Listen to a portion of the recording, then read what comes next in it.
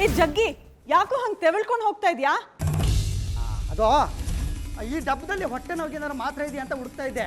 ನಿಮ್ಮ ಮನೇಲಿ ಎಲ್ಲೆಲ್ಲಿ ಏನೇನೋ ಇಟ್ಟಿರ್ತೀರಲ್ಲ, ಅದಕ್ಕೆ ಯಾಕೆ ತೆವಳ್ಕೊಂಡು ಹೋಗ್ಬೇಕು? ಅದು ಹೊಟ್ಟೆ ನೋವು ಜಾಸ್ತಿ ಆಗ್ಬಿಡ್ತಲ್ಲ, ಅದಕ್ಕೆ ಹಂಗಂಗೆ ಓಡಾಡ್ಕೊಂಡು ಸುಧಾರಿಸ್ಕೊತಾ ಇದ್ದೆ. ನನಗೆ ನಿನ್ನ ಮಾತೇ ಅರ್ಥ ಆಗೋದಿಲ್ಲ. ಬಿಸಿ ನೀರು ಬೇಕು ಅಂದೆಲ್ಲ, ತಗೋ, ಕುದೀತಾ ಇದೆ. ಬಿಸಿನೀರಿಂದ ಏನು ಪ್ರಯೋಜನ ಆಗಲ್ಲ. ಹೋಗಿ ಉಪ್ಪು ಮೆಣಸಿನಕಾಯಿ ತೊಗೊಂಬನ್ನಿ, ದೃಷ್ಟಿ ತೆಗೆದು ಊರಿಂದ ಆಚೆ 3 ದಾರಿ ಸೇರುತ್ತಲ್ಲ ಅಲ್ಲಿ ಹಾಕಿ, ಅವಾಗಾದ್ರೂ ಹೊಟ್ಟೆ ನೋವು ಕಡಿಮೆ ಆಗ್ಬೋದು. ಅಮ್ಮ, ಅದೆಂತ ಹೊಟ್ಟೆ ನೋವು, ನಾ ಬೇರೆ ಕಾಣೆ. ಎಲ್ಲೋ ಏನೋ ತಿಂದಿರ್ಬೋದು, ನೆನ್ಪಿಸ್ಕೊ. ಇಲ್ಲಿ ಕಾಣ್ ಸಂಕಟ ಅಂದರೆ ಬಗ್ಗೆ ಚೆಲ್ಲಾಟ. ನನ್ನ ಸಂಕಟ ನನಗೆ, ನಿಮಗೆ 1 ವಾರದಿಂದ ನಿಮ್ಮನ್ನೆಲ್ಲ ಊಟ ಮಾಡಿರೋದು ನಾನು. ಹೊರಗಡೆ ಏನು ತಿಂದಿಲ್ಲ ಗೊತ್ತಾ? ಆಗಿದ್ ಕೆಟ್ಟದಕ್ಕೆಲ್ಲ ಶನೇಶ್ವರನೇ ಕಾರಣ ಅನ್ನೋ ಹಾಗಾಯ್ತು ನಿನ್ ಕತೆ. ಈಗೇನ್ ಬಿಸಿನೀರು ಬೇಕಾ ಬೇಡವಾ? ಅಯ್ಯ ಬೇಡ ಅನ್ನಲ್ಲ, ಅದಕ್ಕೆ ಹೋಗಿ ತಗೊಂಬನ್ನಿ ದೃಷ್ಟಿಗೆ. ಒಳ್ಳೆ ಕಥೆಯೊಂದು. ಈ ಅದಕ್ಕೆ ಒಳ್ಳೆ ತಾಪತ್ರಯ ಆಯ್ತಲ್ಲ, ಅದಕ್ಕೆ ನನಗೆ ದೃಷ್ಟಿ ತೆಗೆದು ಹೊರಗಡೆ ಹಾಕ್ಬಿಟ್ಟು ಬರೋಷ್ಟರಲ್ಲಿ ನಾನು ಈ ವಿಗ್ರಹನ ಲಪ್ಟಾಯಿಸ್ಬಿಡ್ಬೇಕು. ಜಗ್ಗಿ, ಬನ್ನಿ ಅದಕ್ಕೆ. ತೆಗೀರಿ ಅದಕ್ಕೆ. ಮುಂಡೆ ದೃಷ್ಟಿ, ರಂಡೆ ದೃಷ್ಟಿ, ಕಾಡ ದೃಷ್ಟಿ, ಕಣ್ಣ ದೃಷ್ಟಿ, ನಾಯಿ ದೃಷ್ಟಿ, ನರಿ ದೃಷ್ಟಿ, ನನ್ನ ದೃಷ್ಟಿ ಎಲ್ಲ ಹೋಗ್ಲಿ.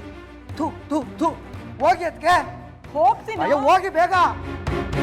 ಅದಕ್ಕೆ ಊರಾಚೆ 3 ದಾರಿ ಸೇರುತ್ತಲ್ಲ ಅಲ್ಲೇ ಹಾಕ್ಬೇಕು ನೀವು. ಬೇರೆ ಎಲ್ಲರೂ ಹತ್ರ ಹಾಕ್ಬಿಟ್ಟು ಬಂದ್ಬಿಟ್ಟಿರ. ಬೇಗ ನಿಧಾನಕ್ಕೆ ಬನ್ನಿ. ಸುನೀತಾ ಒಳಗಡೆನೇ ಇದ್ದಾಳೆ.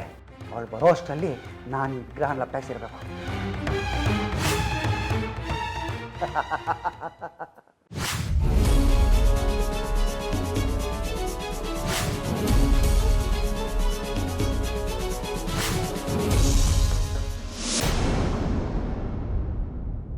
ಅರೆ ದೇವು, ಯಾವಾಗ ಬಂದೆ? ಈಗಷ್ಟೇ ಬಂದೆ ಲಲಿತಕ್ಕ. 1 ನಿಮಿಷ ಇರು, ಬಂದೆ.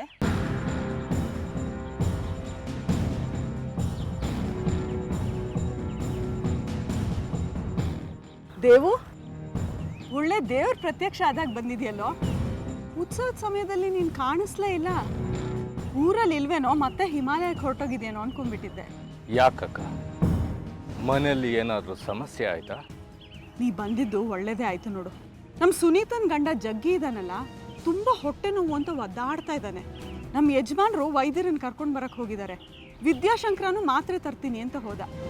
ನಿನಗೆ ಗೊತ್ತಿರೋ ವೈದ್ಯ ಮದ್ದು ಏನಾದರೂ ಮಾಡಿ ಅವ್ನ ಹೊಟ್ಟೆ ನೋವು ವಾಸಿ ಮಾಡೋ, ನಿನಗೆ ಪುಣ್ಯ ಬರುತ್ತೆ. ಬಾ, ಒಳಗೆ ಬಾ.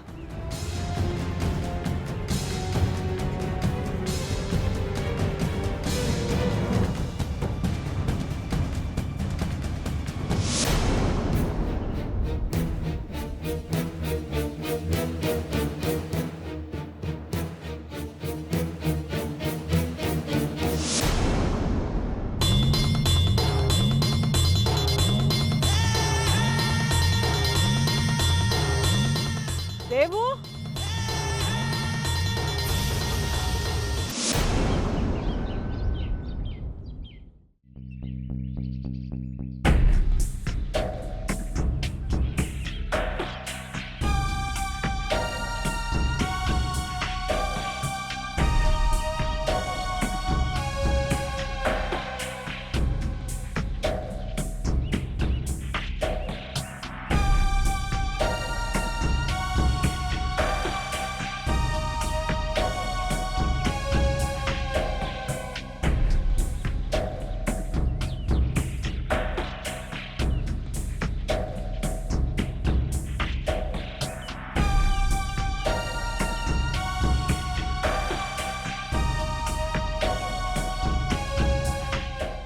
ಲೇ ಜಗ್ಗಿ, ನನಗಿದು ವಿಗ್ರಹ ಥರ ಕಾಣಿಸ್ತಾ ಇಲ್ಲ ಕಣೋ. ವಿಗ್ರಹ ಥರ ಕಾಣಿಸ್ತಾ ಇಲ್ಲ, ಇನ್ಯಾವ್ದ್ರ ಥರ ಕಾಣಿಸ್ತಾ ಇದೆಯೋ? ಕೋಟಿ ಕೋಟಿ ನೋಟ್ಗಳ ಥರ ಕಾಣಿಸ್ತಾ ಇದೆ ಕಣೋ. ಥೋ ನಿನ್ನ, ನಾನು ಎದುರೇ ಬಿಟ್ಟಿದ್ನಲ್ಲೋ, ವಿಗ್ರಹ ಬಿಟ್ಟು ಬೇರೆ ಏನಾದ್ರು ಒತ್ಕೊಂಡ್ಬಂದಿದ್ದೀನ ಅಂತ. ಲೇ ಜಗ್ಗಿ, ಇಷ್ಟು ದಿವಸ ಪ್ರಯತ್ನ ಪಟ್ಟಿದ್ದಕ್ಕೆ ಇವತ್ತೇ ಕಣೋ ಈ ವಿಗ್ರಹನ ಇಷ್ಟು ಹತ್ತಿರದಿಂದ ನೋಡ್ತಾ ಇರೋದು. ಹಾಗಾಗಿ ಇದು ಒಂದೊಂದು ಸಾರಿ ಪಟ್ನದ ಥರ, ಇನ್ನೊಂದು ಸಾರಿ ಕೋಟಿ ಕೋಟಿ ನೋಟ್ಗಳ ಥರ, ಇನ್ನೊಂದು ಸರಿ ಮೈಯಾಡಿ ಜನನ ಥರ ಕಾಣಿಸುತ್ತೆ ಕಣೆ ನನಗೆ. ನೀನು ಈಗೇನೇನೋ ಅಂದ್ಕೋತಾ ಇದ್ರೆ ಅದು ಹೆಂಗೆಂಗೋ ಕಂಡು ನಿನಗೆ ತಲೆ ಕೆಟ್ಟು ಹುಚ್ಚಿಡ್ದು ನಾನು ನಿನ್ನ ಹುಚ್ಚಾಸ್ಪತ್ರೆಗೆ ಸೇರಿಸ್ಬೇಕಾಗುತ್ತೆ. ನನಗೆ ಈಗಿರೋ ಕೆಲಸದಲ್ಲಿ ಅಷ್ಟೊಂದೆಲ್ಲ ಪುರ್ಸೊತ್ತಿಲ್ಲ ನನಗೆ. ನಡಿ, ಪಟ್ಟಣದ ಕಡೆ ಹೋಗೋ ತಯಾರಿ ಮಾಡ್ಕೊಳ್ಳೋಣ. ಅಲ್ಲ ಕಣೋ ಆಟೋ ರಾಜ, ಈ ಕೋಟಿ ತಾಯಿನ ತರೋದಕ್ಕೆ ಈ ಕಿತ್ತೋಗಿರೋ ಡಬ್ಬನೇ ಸಿಕ್ಕಿತ ನಿನಗೆ, ಬೇರೆ ಯಾವುದು ಒಳ್ಳೆ ಪೆಟ್ಟಿಗೆ ಸಿಗ್ಲಿಲ್ವಾ? ಅಯ್ಯೋ ದಡ್ಡ ನನ್ನ ಮಗನೇ, ಇದು ಹೀಗಿದ್ರೇ ಸರಿ. ಆಗಲೇ ಯಾರು ಇದ್ರ ಕಡೆ ಗಮನ ಹರಿಸಲ್ಲ, ಅನುಮಾನ ಬರೋಲ್ಲ. ನೀನು ಹೇಳ್ದಂಗೆ ಏನಾದರೂ ಇದಕ್ಕೊಂದು ಹೊಸ ಪೆಟ್ಟಿಗೆ ತೊಗೊಂಡು ಇದನ್ನು ಅದರೊಳಗೆ ಇಟ್ಕೊಂಡು ಹೂವಿನ ಅಲಂಕಾರ ಮಾಡಿಕೊಂಡು ಮೆರವಣಿಗೆ ಮಾಡ್ಕೊಂಡು ಬಂದಿದ್ರೆ ಪೊಲೀಸ್ನವರು ನಮ್ಮನ್ನ ಹಿಡ್ಕೊಂಡು ಒದ್ದು ಒಳಗಡೆ ಹಾಕ್ತಾಯಿದ್ರು. ಕಾಮಂಗಿ ನನ್ನ ಮಗನೇ. ಓ, ನೀನು ಹೇಳೋದು ಸರಿಯಾಗಿದೆ ಕಣೋ ಜಗ್ಗಿ. ಇತ್ತೀಚೆಗೆ ನೀನು ಬಹಳ ಬುದ್ಧಿ ಓಡಿಸ್ತಾ ಇದೆಯಾ, ಅದಕ್ಕೆ ನೀನು ನನಗೆ ತುಂಬ ಇಷ್ಟ ಆಗೋದು. ಹೌದು, ನಾನೀಗ ಇದನ್ನು ಇನ್ನೊಂದಿಷ್ಟು ಗಲೀಜು ಮಾಡಿಬಿಡ್ಲಾ? ಆಗ ಯಾರ ಕಣ್ಣಿಗೂ ಬೀಳಲ್ಲ. ಏಯ್ ಸುಮ್ಮನಿರಲೇ, ಯಾವುದು ಅತಿ ಆಗ್ಬಾರ್ದು ಕಣೋ ಪಂಚೆ. ಆವಾಗ ಇನ್ನೊಂದು ಥರ ಅನುಮಾನ ಬರುತ್ತೆ. ಈಗ ಇದನ್ನು ಪೊಲೀಸರಿಗೆ ಕಾಣದೇ ಇದ್ದಂಗೆ ಪಟ್ಟಣಕ್ಕೆ ಸಾಗಿಸ್ಬೇಕು. ಅದಕ್ಕೆ ಅನ್ಬೇಕು ವ್ಯವಸ್ಥೆ ಮಾಡ್ಕೊಳ್ಳೋಣ, ನಡಿ.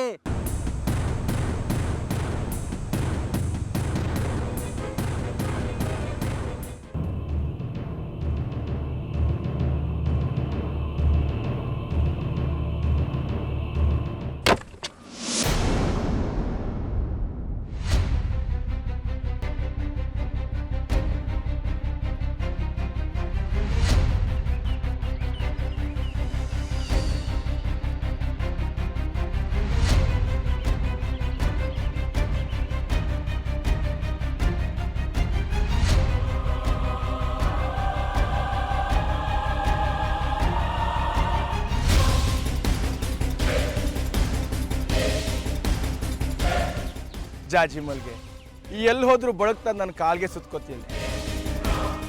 ಮೇಲೆ ಎಷ್ಟು ಹತ್ರಕ್ಕೆ ಬಳದ್ರು ಮಲ್ಗೆ ಬಳ್ಳಿ ಬುಡ ಭೂಮಿ ಮೇಲೆ ಇರಬೇಕು. ಭೂಮಿ ಗುಂಡ್ಗಿರೋದ್ರಿಂದ ಎಲ್ಲಿ ತಪ್ಪಿಸ್ಕೊಂಡ್ರು ಒಂದು ತುದಿಲಿ ಸಿಕ್ಕಾಕೊಳ್ಳೇಬೇಕು. ನಿನ್ನ ವಿಷಯಕ್ಕೆ ಆಮೇಲೆ ಬರ್ತೀನಿ. ನಾನು ಇವನ್ ಖಾತೆನ ಮುಚ್ಚೋಣ ಅಂತ ಪ್ರಯತ್ನ ಪಟ್ಟರೆ ಇವನ್ ತನ್ನ ಖಾತೆನ ತಾನು ತೆಗಿತಾನೆ ಇರ್ತಾನೆ. ಎಲ್ಲ ಕರ್ಕೊಂಡು ಹೋಗ್ತಿದ್ಯಪ್ಪ ನನ್ನ ಗೇಣಿ ಮರಿನ? ನನ್ನ ಕೈನ ತಪ್ಪಿಸ್ಕೊಂಡು ಹೋಗ್ತಿದ್ದೀರಾ? ನೀನೇ ಅವಳನ್ನು ಕರ್ಕೊಂಡು ಹೋಗ್ತಿದ್ಯೋ ಅಥವಾ ಅವಳೇ ನೀನು ಎತ್ತಾಕೊಂಡು ಹೋಗ್ತಿದ್ಯೋ?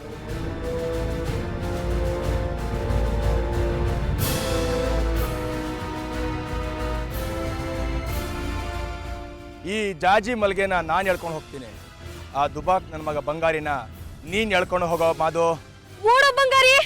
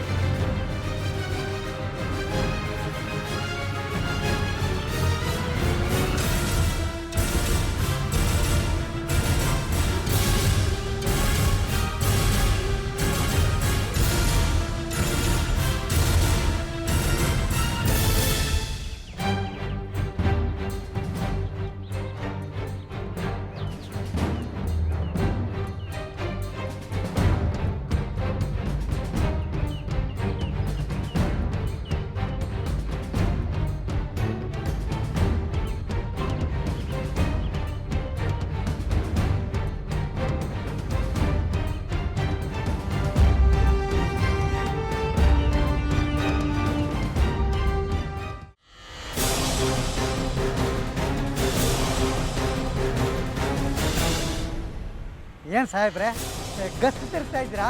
ಗಸ್ತೋ ಸುಸ್ತೋ ನನ್ನ ಮಕ್ಕಳ ಎಷ್ಟೊತ್ತು ಕರೆದ್ರೆ ಬರೋದು?